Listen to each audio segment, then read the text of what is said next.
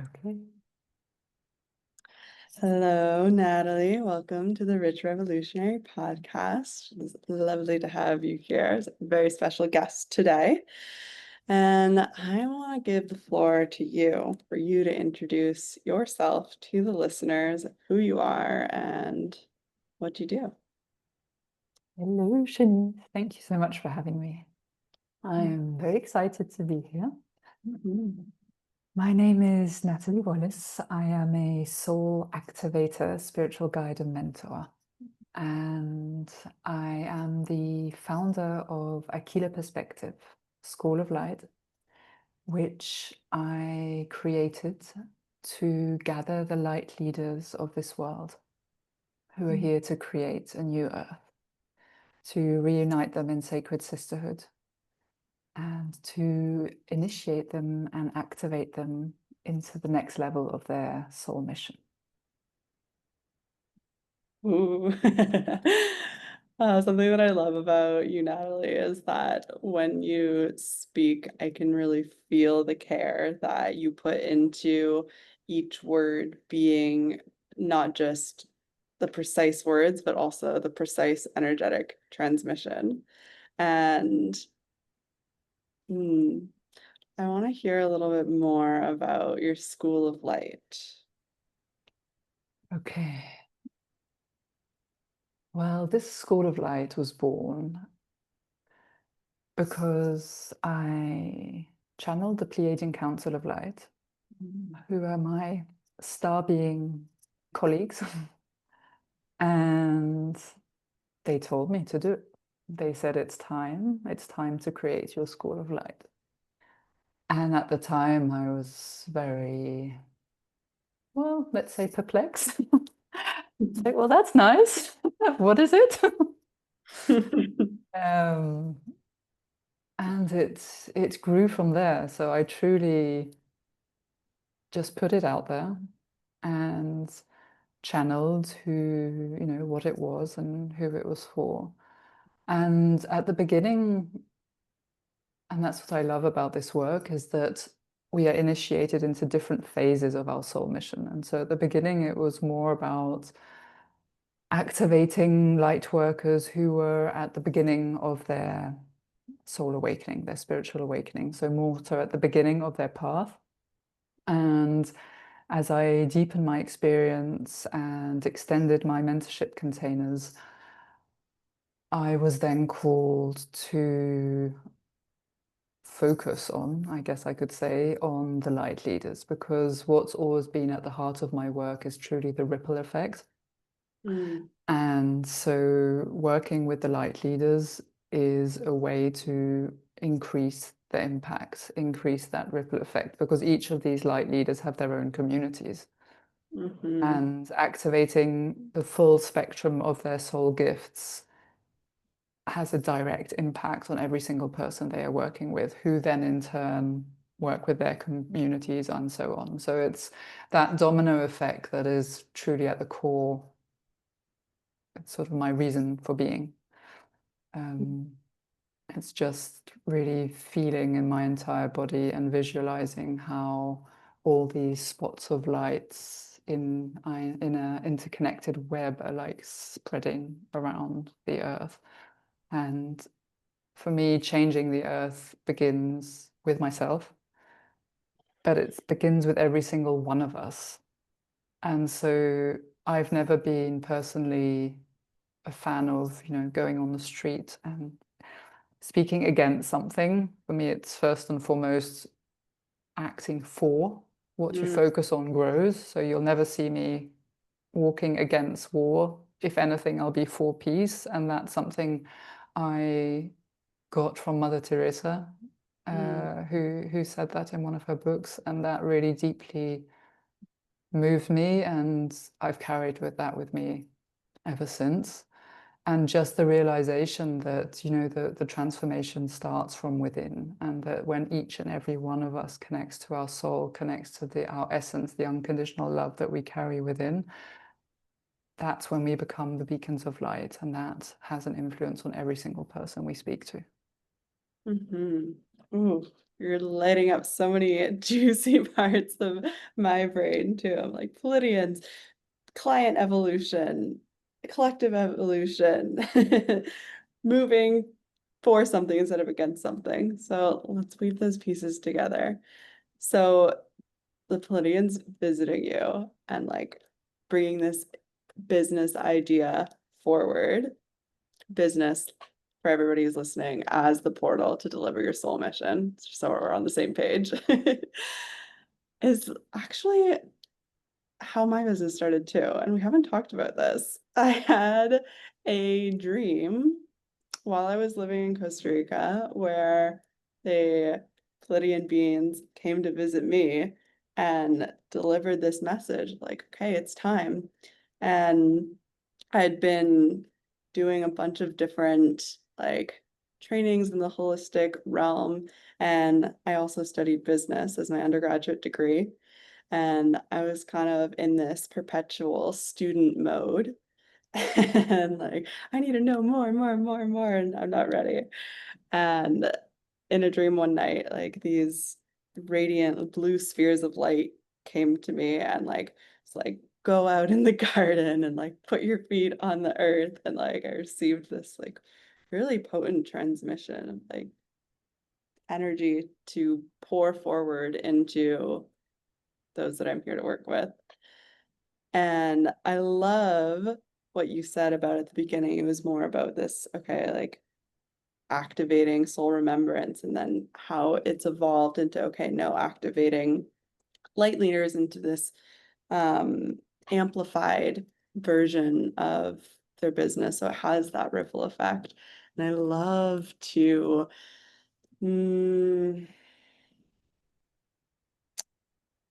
remind people and mirror them through the process of that evolution, because what I notice is sometimes we can get into this place in our business where it's like, well, it's working so well. Well, this is like so comfortable.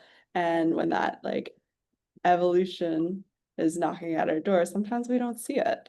And so moving to, like, if we want to talk in business terms, a higher levels of buyer sophistication is such a fun process to facilitate. And some of the like indicators that I've noticed of when it's time for that is that what used to feel exciting is now feeling like, oh, like I can do this no problem. And it's not that it's not coming from that place of love, but it's just there's another edge to explore. And then I wanted to comment on what you said about moving for and towards rather than against. And I love to think of that from like a nervous system perspective. And it kind of shines a light on this larger societal norm of being in this like fight energy from our nervous system state and like moving against things, fighting against things. You can definitely see that played out on the world stage. And when we can have that awareness of this, like clinging to that familiar, like big activation in our body that can come from that place of literally the word is in it, activism, right? Then we can take a seat of empowered choice and recognize where our energy and our efforts could actually have that ripple effect of impact more potently than if we're fighting against. Because if we're thinking about it from like a quantum field perspective, when the energy is coherent, it is easier for it to amplify and have more momentum. And that's the core desire to begin with. So, okay, I love this conversation. Before we get too much deeper, I mean, I don't know how much deeper we can get with like talking about social matters and quantum field and business evolution and soul remembrance and Pleiadians, but I want to back up a couple of steps just to let the people know how we know each other. And so Natalie and I are in the Vortex Mastermind with Shoshana Raven, and we actually didn't meet there. We met through a shared connection with someone else who was in the mastermind, Audrey, who, if you haven't already checked out her episode of Founding New Worlds, go ahead after this one is done.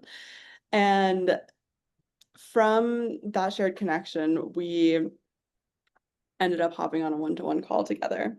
And on that call, it was soul recognition, like at first instance. We literally dropped in like so deep right away, like we were friends that were catching up on what happened in our lives since we last connected, but like over lifetimes. And it felt like this full body activation. Like I was sweating, my heart was racing.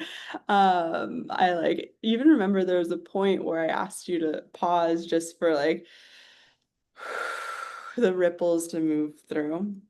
And from that, I want to segue into your journey of like becoming that person who goes deep right away, and kind of drop us into a moment of your coming out of the spiritual closet and your own soul remembrance.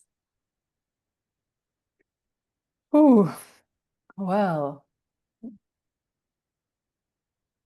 there were different phases of it. I had my spiritual awakening when I was 21, so that's 20 years ago. And at the time, internet existed, but it wasn't really a thing. So I still like bought books, to find things out. And I'm gonna sort of speed through the awakening. So basically, I had visions of a past life and a Kundalini awakening, and started channeling my guides, and had a vision of the Pleiadians, and this all happened like within weeks. And so it was pretty intense, and I was pretty scared, if I'm very honest. Like the past life visions really scared me because I didn't have a clue what it was, and I had never heard of the Akashic records. But channeling my guides was amazing, and I just felt how I was connecting to this pure love. And so I did that for quite a few years, but kept it to myself. And when I finally found the courage to share that with my ex-partner of the time, who I'd been with for 7 years, sorry, um, I channeled for him and he laughed at me. Mm. And that really triggered the witch wound. So, the fear of being burnt and tortured and whatever for expressing my gifts. And I kind of shut down at that point. At pretty much the same time, I met my now husband. And I remember I was reading Conversations with God by, what's his name? Ronald Doyle. I'm going to say his name wrong now. Well, Conversations with God. I've forgotten. I can't say the name of the author right now. And I remember it was lying next to my bed, and I remember my husband seeing it and sort of raising an eyebrow when he saw it. And I had got to a point where I was like, this is me. I'm not going to hide it. But I still felt that, ooh, maybe I'm not going to reveal everything about my past. And so fast forward, I don't know how many years later, I had reconnected to my guides. I was in Daniel Sarank's Spirit School, which is an online spirit school based in Canada. And I was practicing mediumship, Akashic record readings. And I was literally living this secret parallel life and not speaking about it to my husband at all. And I could see that he felt that something was going on, but it was sort of, hello, how are you sort of conversations. And then I got to a point where I was like, okay, this is not possible anymore. I was craving that deep, intimate connection. And I remember channeling my guides and just saying, I feel so disconnected in my relationship, what's going on? Please help me. And they said, tell the truth. As long as you don't tell him the truth of, who you are, who you truly are, true connection is not possible. And so I remember being really scared. And that night, we were sitting at the dinner table, and I'd made the decision I was going to tell him. And I did. I did. And I chose to introduce it as I communicate with our departed loved ones, because that felt like a soft way in. And it was fine. He listened, he was curious, he asked questions. And that was such a gigantic turning point for me, because the amount of energy you use to hide your truth from people, whether it's your partner, your family, your friends, or the collective, it's undescribable. And the freedom you feel, the expansion of your heart, of your body, of your energy, when suddenly you are just being you with every aspect of your being, like expressing your full soul, is the greatest gift you can give yourself, but also those surrounding you. And that's the level of connection I wish every single human being. And it does begin by, connecting to your soul and telling yourself the truth. Because we all feel it. We all notice how sensitive we are. We all are conscious that we have visions, or that we know things before others, or that we read people's energy. We know that, but we don't talk about it. Or we'll say, oh, oh, it was a fluke, or that was my intuition, or whatever. But I do believe there are different levels of coming out of the closet, as we say, out of the woo-woo closet. And that's absolutely perfect, because it does, we ease our nervous system into the process. But the reality is, if you don't do it, you really actually suffer physically from it. And it's just truly just recognizing that, recognizing your exhaustion, recognizing physical symptoms that are starting to appear, recognizing that, you feel disconnected from everybody. They're all signs pointing and saying it's time to express your truth. That feels like such a warm permission slip. And the visual that kept coming to mind when you were talking about like how much energy it takes to withhold your truth. And, this can be from like a spiritual truth to like an emotional truth to like, just some like little like minute detail. When we're holding back that truth, that self-expression, it literally is like this dam, like a dam in the water, and the water is like the like force of flow that is trying to move through us as us, is like this expression of universal consciousness in our individual being. Like think of like water dams, like that's a source of cultivating electricity that fuels towns, fuels cities. And think about the force of the universe trying to move through a dam. And that gives you a really clear idea of like how much energy it actually takes to hold back what is true for us. Like so many chills down my legs. And how we can go into this place of subconscious fear of, oh, well, if I say the truth of who I am or what I really desire, then they're going to leave me, or they're not going to love me, or I'm going to be rejected, or, some type of negative consequence. And then it puts us in that other nervous system state of like flight of like where we're, instead of like fighting for what we want, we're actually like running away from what we actually want. And when our intention, when our soul mission is to affect that ripple of planetary change, of evolving consciousness, of leading a revolution,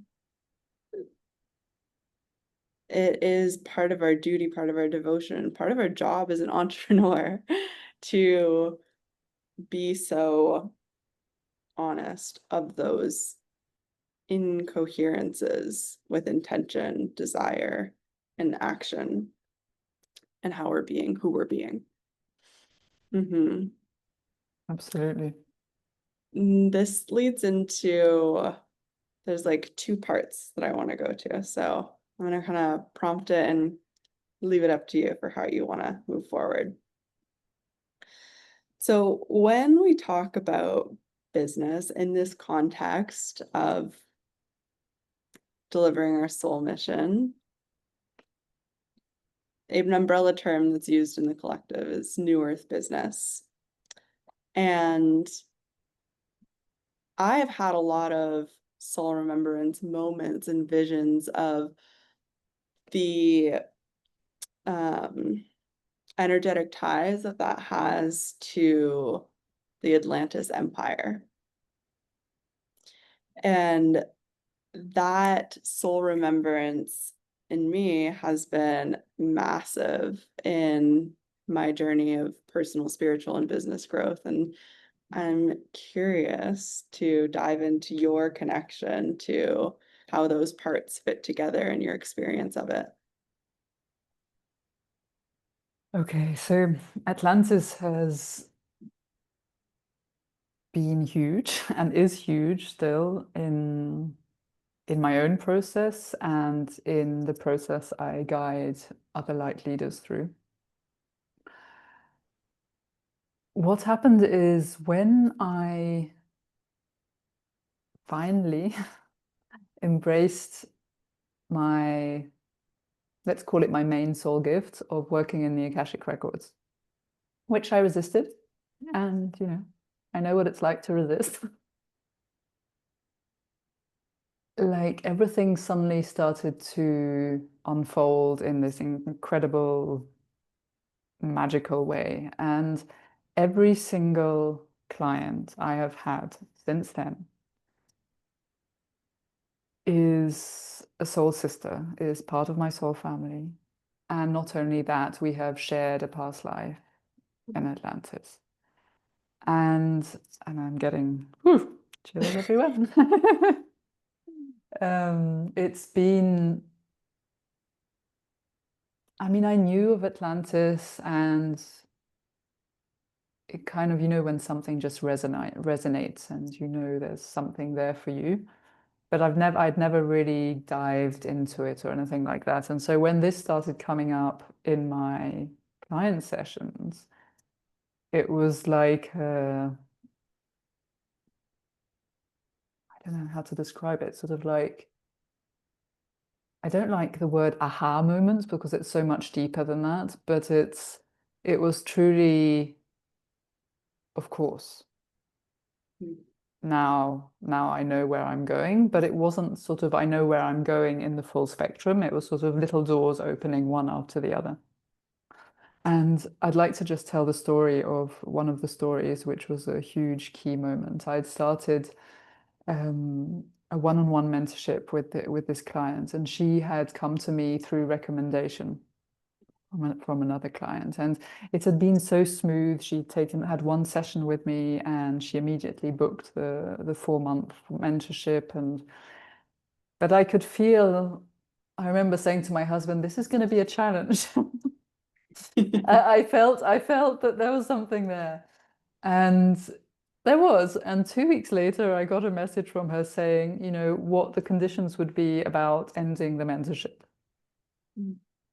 She'd paid in full, and I know how this works. When you start doing this deep work, resistance comes up, you get triggered, like it's absolutely normal. And so, I sent her a message just saying, I understand it's triggering, but I really encourage you to keep going because, the light is on the other side, literally. And she was sort of like, I know what, sorry, I know what that is, but no, this is not it, and back and forth. And I was just feeling very drained by the whole process. And so I decided, you know what,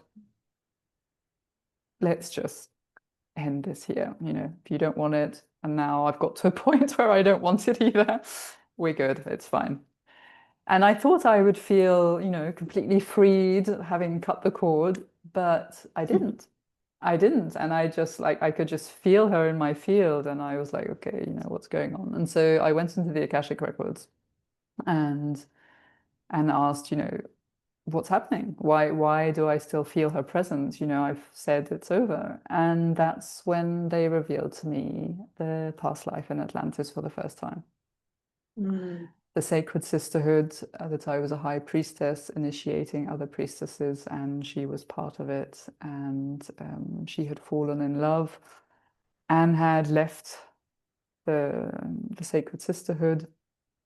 And there was a whole story around it. And basically, they said, you are meant to work together.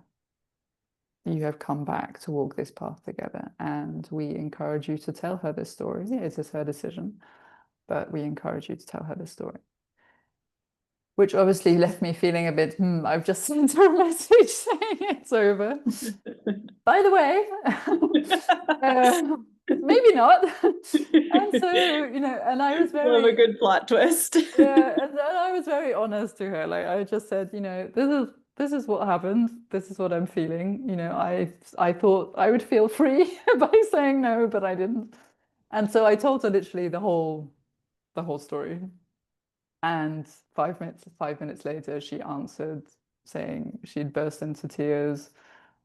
She felt so seen and it resonated so deeply in her soul. And now she absolutely wants to continue.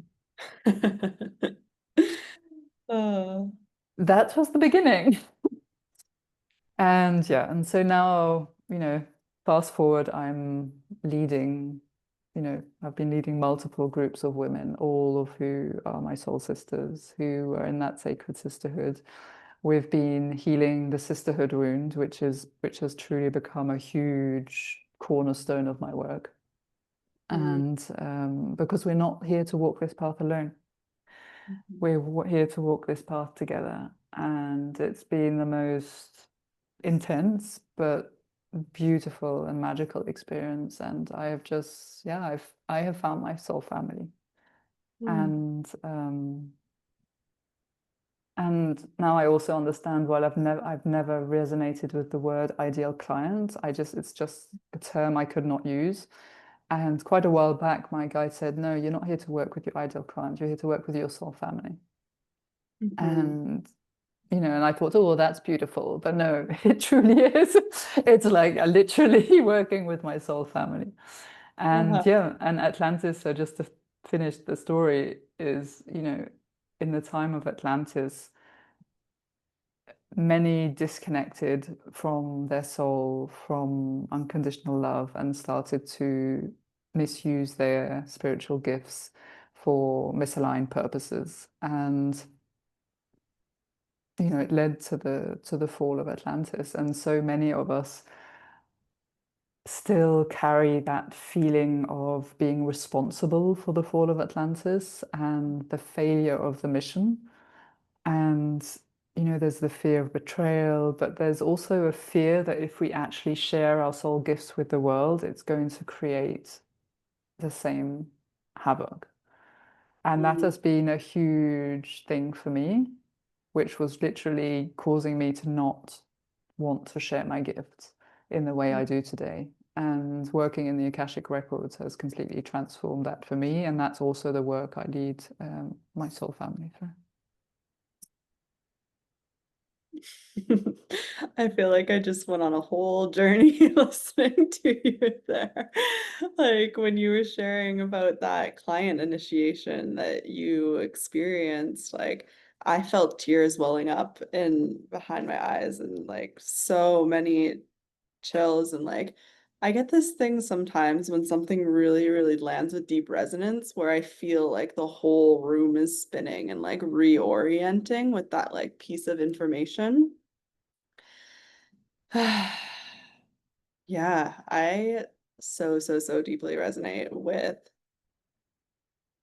that like fear of sharing soul gifts from Atlantis. And when you said that, I felt this like pain in my heart that I was moving with. And that is a big part of the mission of like being a New Earth business owner, New Earth CEO. It's like reconciling those deeper pieces so that we can be seen in our full voltage and have that clear signal. Absolutely. And there's so many of us carry a deep, deep grief around it. Mm, And just like feeling that grief again and then just allowing it to flow out of us is so, so important. mhm. Yes, you speak a lot about liberating frozen emotions and like the way that you do it is through the Akashic records. The way I love to do it is through the body and it's mirrors of the same thing. Um, And when we're able to actually liberate those emotions to be reunited with the flow of life force energy, then we do have this clear signal that magnetizes what I like to call our soulmate clients, which are the soul family. And to like conceptualize that as like we already have contracts to work with the people that we came here to serve. And so when we're going out to do our marketing, to launch our programs, then we get to do it from this place of knowing that the contracts are already written and we can tune into that place within ourselves and have clear attunement with those soulmate clients. We get to speak directly to them in a way that lands like nobody else could serve them, could speak to them, could see them, could feel them. And in that sense, there is no competition. There's literally no competition because the contract is already written. There's no scarcity because it's already destined to have a meeting, to ignite that soul remembrance, to expand the capacity in the body to move forward with soul mission. Through the vehicle of our businesses. And that's going to look a little bit different for each person, but essentially at its core, this is the energy that's driving our business operations.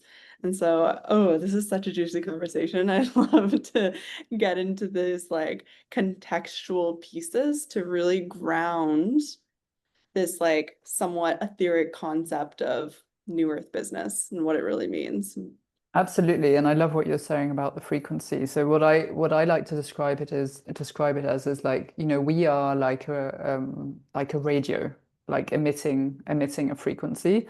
And so I love to describe what I do in that sense is that we're clearing the channel of distortions. And so, if you're a radio and someone, yet say you're 99.9 and, and someone turns that on and all they hear is like, that they're not going to listen, right? They're not going to listen. So it's really about, clearing, your frequency, but you clear your frequency by removing those frozen emotions. So it's just literally, and for me, it's not only clearing the frozen emotions, which is an essential part of it, but beneath those frozen emotions sit the soul gifts that are asking to be expressed. And so they're already there. Like you're already using some of them, always. And some are just asking to become more powerful, and others are to be reactivated. And when you reactivate the full spectrum of your gifts and express them, and that's why, my program's called Soul Expression, because it's truly about expressing your soul in its fullness, that's when your soul family or your soulmate clients, they get to recognize you because they feel your frequency, but your frequency is now clear. So they hear the song of your soul on the Mm. radio. Ah, A- I love that analogy. Please go on. And and so it's truly about, sometimes you're expressing most of yourself, but not all of it. And so your soul family, they recognize you, but is it really her? And I mean, this is obviously happening at a soul level. And so Mhm. there'll be the attraction, but there'll also be like maybe a pullback because is it? I'm not sure it's a 100%. And Mhm. so it's truly about getting to that point where you're speaking your truth fully, unapologetically. And yes, there'll be moments of fear and it's sometimes still scary, and for me too, and that's perfectly fine. But it's really about once you've removed the block of frozen emotions, and these frozen emotions, stem from past life experiences, that's when the fountain gets to flow. Mm. And the soul contract part is so, so important. And I love that you mentioned that because that's exactly it. It's exactly what you're saying. It's just like, not only do we have these soul contracts, but there's also a divine timing. And you may, this has happened to me so often. And so I'll meet someone and I know they're my soul family and I know we are to work together, but when is not up to me. And so it's how do you get out of your human and just trust and surrender that everything happens in divine timing. Mhm. And I've had so many examples of that. And also a really interesting thing that I've experienced is, for example, when you're on Instagram and you're sharing stories and you're sharing your truth, that does not mean that your soul family is going to find you through Instagram. Mm. Mhm. Like you are sending out your frequency into the universe and the rest is not up to you. I've had people coming from the weirdest places and they've never seen a thing of mine on Instagram. So Mhm. yeah, I love that you said that. It's written. It's Exactly. written. Our soul has already decided. Hmm. I think sometimes some of us, and I can speak to my own experience, is when we create a piece of content or create an offer and like put it out into the world, and we're like desiring this like closed loop with it, right? Like we put it out and then it comes back. But really, like how I've shifted my perspective to seeing offers and Instagram and the whole online space is that it's this broadcast channel, right? We're putting out our signal and it's into the void. And then the void is the one that's going to orchestrate when the right message reaches the right person. And it may come through Instagram. Someone may lend in your DMs and be like, I want what you have to offer. Or you might be at the beach swimming, and as you come out of the ocean, you cross paths with someone and you have that moment of like, do we know each other? And you get into a conversation, and then it's just like, okay, this person is someone that I'm meant to work with, and you both know it. And so there's a level of like openness to receiving clients, receiving connections from like a multitude of sources. Um, hmm. And then the other piece I wanted to share in there, where did it go? It's escaping me right now. So I think let's move on. I'll just add one little piece to that Yeah. about emitting the frequency is the importance of your intention behind it. Mm. And for me, it's really been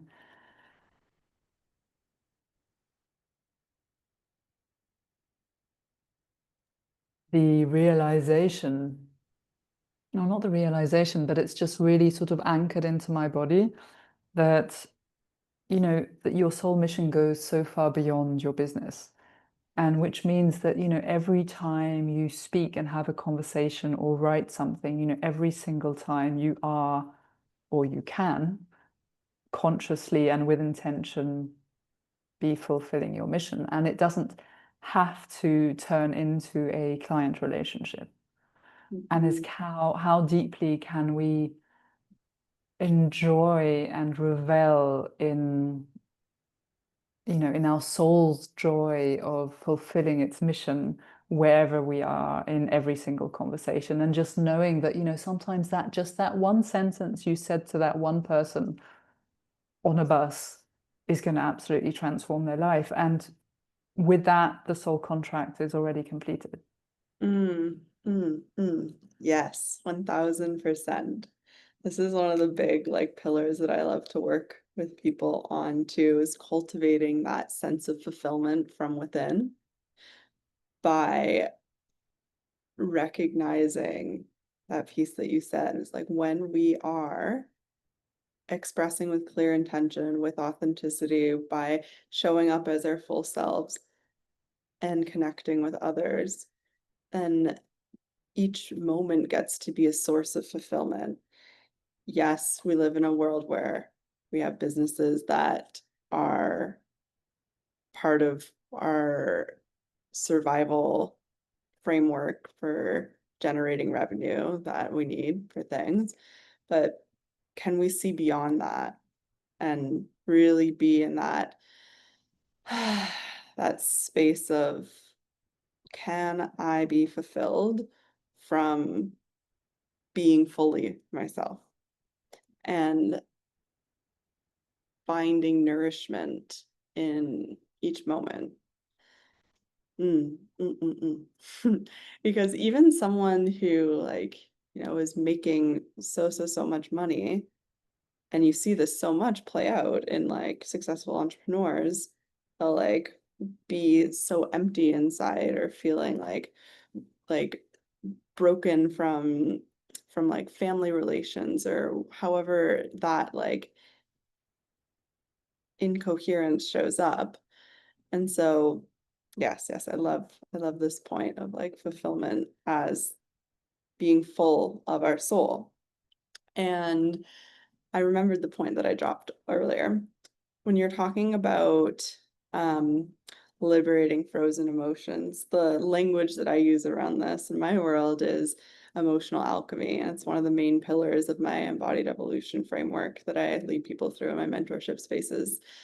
And what we're doing there essentially is, from this lifetime, every experience that we have is a seed. Every big rupture, every, some of the big ones we see are car accidents, of death in the family, of divorce, either in your family unit or in your parental unit. Some of these big things, it's all, and I say this with nuance and with unconditional love, and I can say it because of my journey with it, it's all intentional to bring about that soul remembrance. And when we're actually able to alchemize the emotion there, then we get to see it that way, versus holding on as, this wasn't supposed to happen, this happened to me. Really seeing the full spectrum of oh, this happened for me, not only from this linear timeline of our life here, but from this multi-dimensional perspective of superimposed. I like to think of time as a matrix, right? Every timeline is superimposed on itself and moving through our bodies. And when we move through this process of what I like to call life alchemy, then we're back in that clear flow of life force energy, where the matrix of time is not impeding the flow.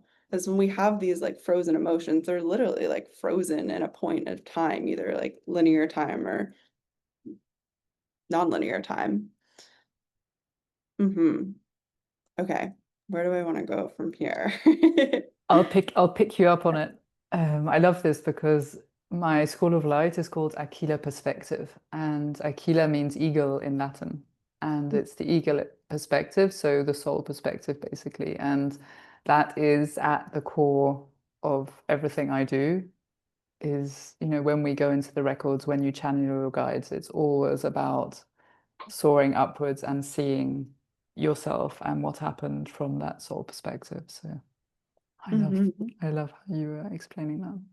That's Ooh. that's the key for me. That's what this is all about, is learning to live from a soul perspective. Mhm. Yes. Yes. And like to be able to integrate our like identity, which is like our ego identity, which is the collection of defenses that we have accumulated from this our experiences in this life, with that like soul identity, and bringing those two pieces together so that we can be that clear signal, that clear channel to deliver the soul mission through the vehicle of our business. And I had a memory that sparked when you shared the Aquila perspective. So bring it back to something you mentioned at the beginning of this episode, that you trained um, in a mediumship school from somewhere in Canada. Well, that somewhere in Canada was actually Squamish, where I lived for 2 years. And there is an abundance of eagles there. It's actually the eagle capital of the world. And so there was a point in my journey where I was working as a nanny, and oh my goodness, did I have so many frozen emotions arise. And if you've ever worked with kids or you're a mother, whoever's listening to this, experiences with children will bring up so much for you. And I was having like a particularly like challenging day of like, I just want to be here at this point in my journey because I'm so tapped into nonlinear time. I'm always very aware of like the higher timeline or the future timeline or like what's coming. And sometimes get into this like, oh, like I want to be there now. Like this is so frustrating. Um, and I was in one of those moments. I was outside playing with the child that I was caring for, and I got to a point of like frustration of like, I can't play like dump trucks for another day. Like I can't do this anymore. And I took a deep breath and I paused and I looked up and there was like an eagle flying overhead. And I saw that eagle, and often when I see birds or animals, they have a transmission for me. And it was like, okay, this too has its purpose. Like, can you just allow yourself to be in this part of the journey and trust that the thing that you're tuning into, the thing that you want, is real, it's there, and this is real and it's present and it's here. And so be with this to get there. Yes, I really feel you on that one. You're a sixth line in human design as well, I believe you said. Um, Aren't you a six too as well? what am I? I'm like forgetting. It's a hermit opportunist. Which lines are those? Two, four. No, two four, two four. Yeah. Okay. Yeah. Wait, am Yeah, I? but it's that, yeah, it's just when you feel like your soul mission is so strong and you feel it and you feel the vision and you feel where you are to be. And there are days where 3D reality is just like, oh, no. I'm quite happy. I can go back up there now. It's okay. I'm done. Yeah. And yeah, and it's just really realizing that every single step of the way has been chosen by your soul, and that it's, feeding your wisdom, feeding the experience that you're here to transmit. Mhm. Mm. And but yeah, so feel you on that one. I love that you brought that up because I I'm an energetic ninja. And I love to decode these patterns that we have. And one that I've been learning a lot more about is this like leaving pattern that we have of like wanting to like, go up and shoot out of the body and like be up in this expanded place, and that becomes a defense mechanism as well. And it was one that was so prevalent for me, and I like didn't actually connect with the like wisdom and gift of being in a human body until mm, about 5 years ago when I tried to leave it. I was like, I can't, there's just too much pain, there's too much density, like I can't do this. And I was like on the edge, like literally on the edge of a cliff, and I was like thinking like, okay, if I like jump here, like I could fly. But then it would mean like leaving this body. And as I was just like contemplating that at the edge of the cliff, my guides came in so strongly and literally like were like lay down, and I like laid down on the side of this cliff, and this like radiant light like so powerful just like flooded into my body, and it was like one of the most intense moments. Like it literally felt like my face was like the sun. It was so bright and potent, and like it's like you like Godsmack. Like you need to be here. And this is one of the like inciting incidents that actually shifted my path a lot from being more of this like energy healer, like a channeler type, to developing my own methodology as embodied evolution, where I like bring all of these pieces together in the body so that we can stay tethered to the wisdom that is in the body and integrate that with the wisdom that is in the Akashic records. I love that, and that's actually how I work with the records. Is I guide people to enter the records through their body, Mhm. which is a very different way of doing it. And I think what most people have heard of and know of is Akashic record reading, where someone does it for you and you just receive information, which, you know, brings you a level of awareness, which is definitely important. But yeah, I take it to the next level because Yeah, you do. that embodiment is the key, and you know and your body carries the memory of your soul. Your soul speaks to you through your body. I mean, everyone knows your body is your temple, you know, people say it, but I think that everyone has a moment where you truly understand what that actually means, and Mhm. that your soul cannot express itself. You cannot fulfill your soul mission if you do not love and take care of your body and actually accept it for, you know, this incredible vessel that it is. And, you know, just learning to communicate with your body and to understand its messages is, you know, it's gold. It's the key to everything. And so for me, it's been a huge journey because, you know, for a large part of my life, just as you were saying, you know, I was very happy up there. I didn't need the body. That was not interesting to me. And moving back into my body has been my key. And I know that a large part of my work that's begun, but it's not quite there, is going to be working with starseed children who are not anchored in their body and who have these incredible gifts to share with the world. And I've just completed a mentorship with a Lightleader family, and the daughter is a starseed, and whew, that's something else. And so yeah, the universe has been sending me the signs, and I know that's coming in. So Yes. Yes, yes, yes. Oh my goodness. Yes.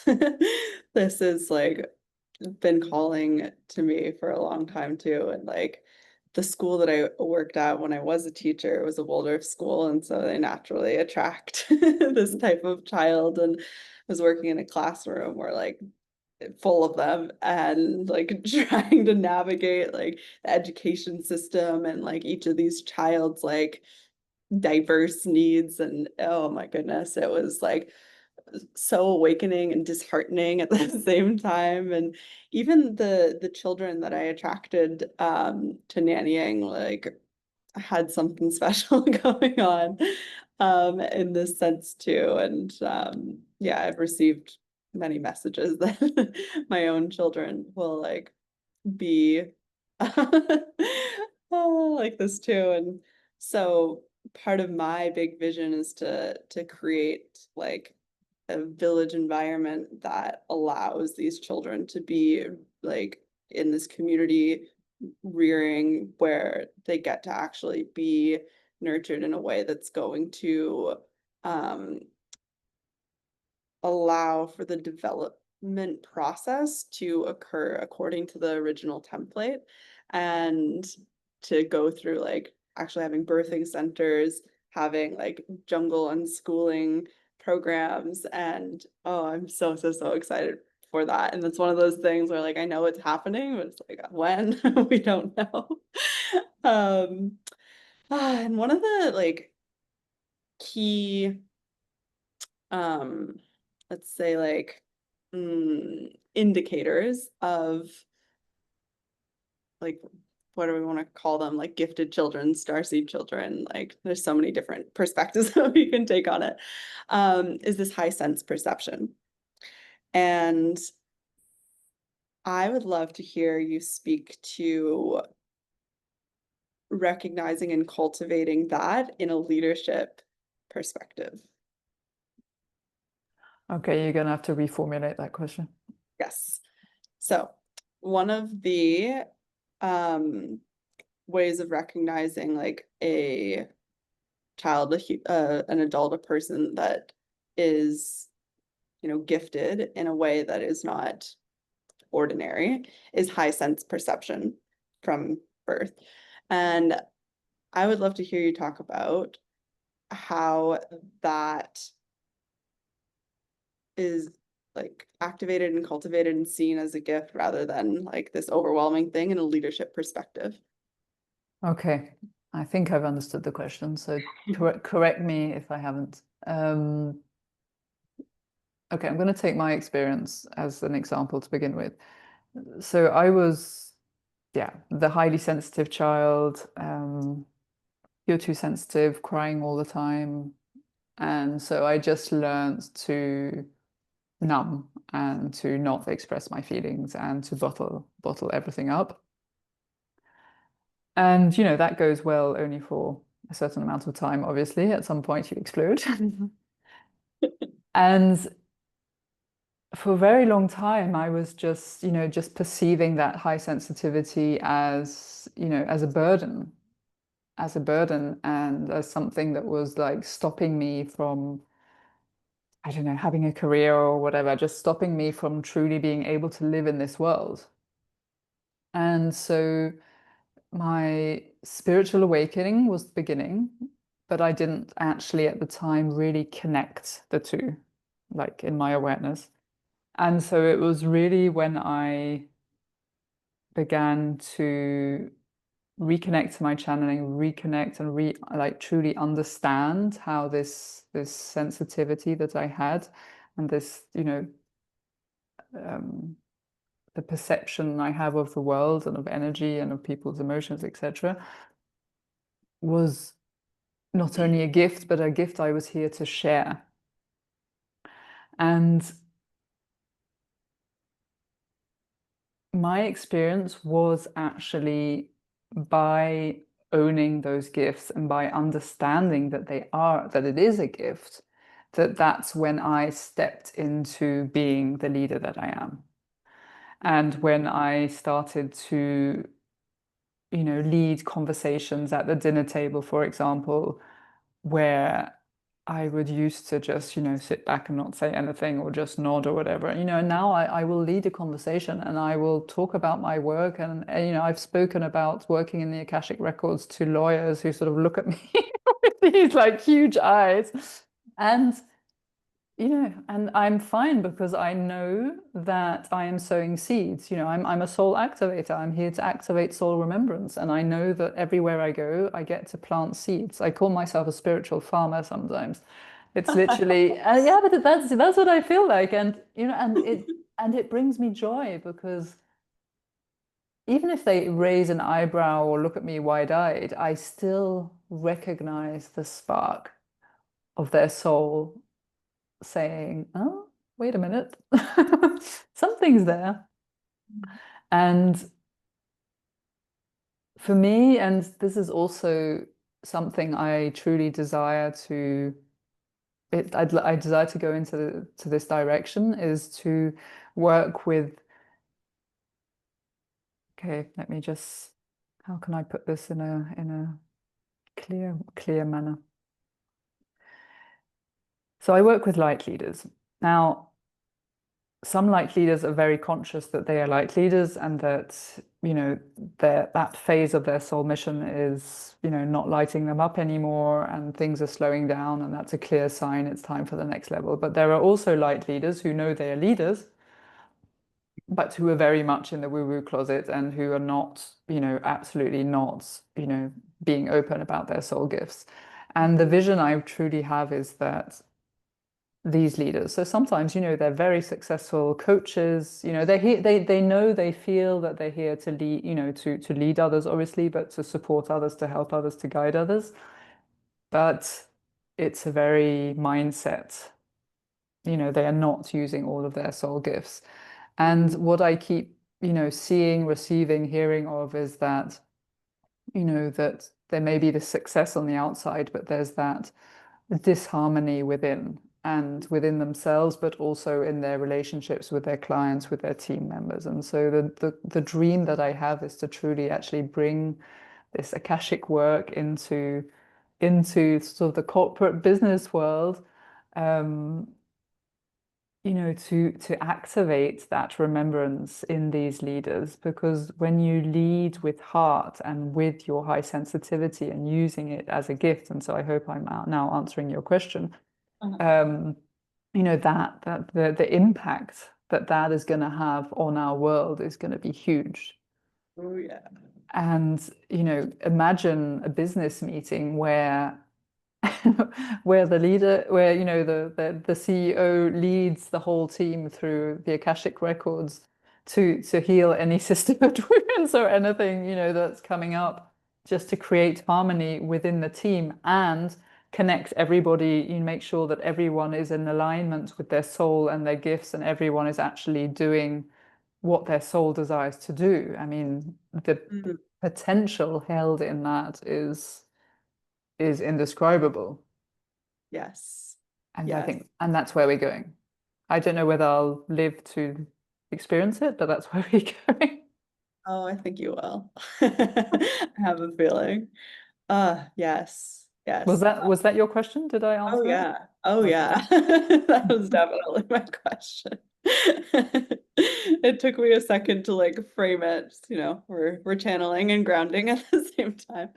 But yeah, that is it, right? And that's my vision and intention for like building this like village and like residential eco retreat village is for everybody there to be anchored in soul purpose and to be building this blueprint essentially for like a new way of um living, of co-living, of co-creating that doesn't become a cult because usually when people try to do that and they're not doing the deeper inner work of like power dynamics and frozen emotions, then it becomes very culty and we don't want that.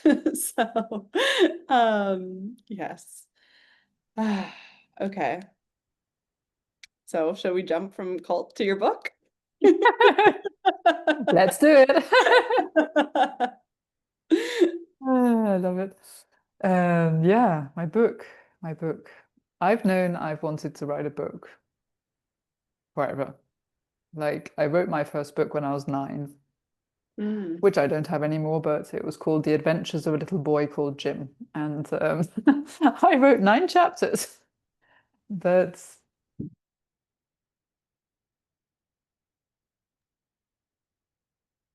so it's been coming up. It kept coming up. You know, I'm here to write a book, and so I've had multiple attempts, and then I wanted to write a children's book, and then I wanted to write a book about the street children in Manila, where I made a documentary film about them, and it was sort of like, you know, my soul calling me, okay, you know, you're here to write a book, but my head was like, what is the book about? And I couldn't quite put those two pieces together. And yeah, this August, I officially handed in my book proposal to Hay House, 67 pages. It was the greatest initiation of my life. Um, it was, yeah, unbelievable. I like lifetimes of grief washed through me as I was telling my story. And I literally felt like I was giving birth through my heart space. Mm. It was intense, to say the least, but I did it. I did it. It's the working title, in any case, is Remember Who You Are. Your gifts lie beyond your fear. Mm. And it is my story, but it is very much around Atlantis and the sacred sisterhood and healing the sisterhood wounds. And the book in itself is an activation through my story, and I want to create a multi-dimensional experience so that those who buy the book actually get to download channeled activations from my website and, you know, really experience the multi-dimensionality of it, because, you know, the story is multi-dimensional. Mhm. And for me, that is truly stepping into my next level of my soul mission and speaking on stages. I'm going to be speaking on stage in November 13th in Bristol, The Power of Us, which I'm very excited about.